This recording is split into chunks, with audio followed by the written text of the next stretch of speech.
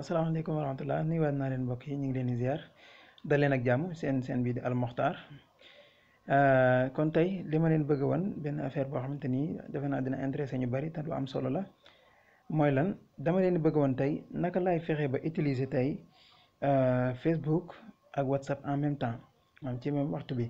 waaw ci wenn waxtu bi ma mën a utiliser WhatsApp mën a utiliser Facebook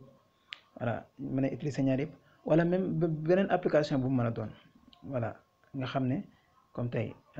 mën na ma utiliser WhatsApp waaye tamit di jëfandikoo Facebook ci waxtu woowu waaw wala beneen YouTube wala leneen waaw nga xam ne mën ngay utiliser WhatsApp boo gisee message bu ñu la envoyé nga ma intéressé nga dugg tontu ko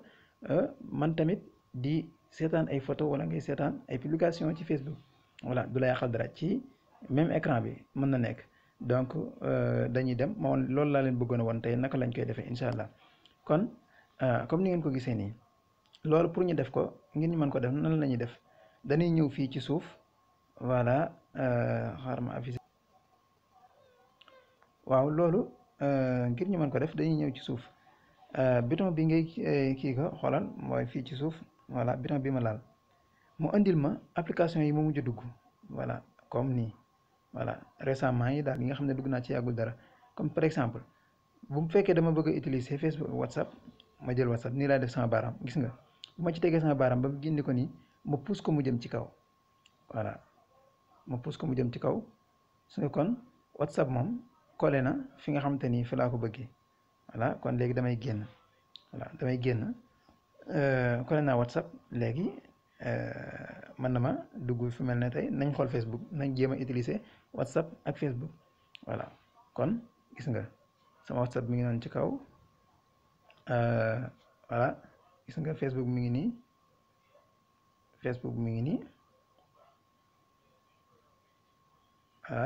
WhatsApp bi xam naa emprunté bi voilà gis nga ko kon ngeen gis ko nii voilà gis nga maa ngi nii di lire sama ay publication Facebook ci suuf voilà su ma neexee tamit def nii ci kaw samay statut WhatsApp gis ngeen ko ni ma koy gisee nii su ma neexee tamit su ma neexoon tamit mën na ma dugg tontu message wala ma lire message voilà comme ni ngeen ko gisee nii voilà gis ngeen ci statut yi gis nga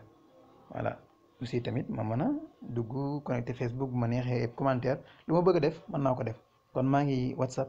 mais aussi tamit maa ngi fi nga xamante ni moom mooy Facebook voilà gis nga Sabal mi ngi noonu macha allah di def am liggéey bu am solo ci wolof. voilà gis ngeen ko comme nii waaw sabal.net waaw saa wolof yi ne foofu gis ngeen ko voilà comme mi ngi nii voilà lii lañ leen andi doon tey defe naa ko xool sa téléphone am na nag yoo xam ne duñ ko mën mais war ngeen ko mën lu yomb la comme noonu ma leen ko wane rek incha allah voilà kon ñu ngi leen di ñaan bu fekkee vidéo bi neex na leen ngeen abonné ci suñu chaîne bi di Al Moukhtar ni ma ko waxee sama description bi ci WhatsApp bi ci ay leeral dinañ ñun moom li ñuy def mooy bépp vidéo boo xamante ni actualité la moo xam politique wala religieux la wala waaye tamit rawatina ay wayu wolof yoo xamante ni dañ koy faral di dugal wala yu ni mel voilà ak yeneen vidéo yoo xam dañu am njariñ wala dafa am importance voilà comme yu mel nii yoo xamante ni jàpp nañ ne nit ñi soxla nañ ko ñu andi leen ko voilà kon mi ngi noonu defe naa ne vidéo bi neex na leen ñi ñaan ngeen abonné ci sunu chaîne bii di Al Moukhtar jërë ngeen jëf loolu lañ leen andi doon tey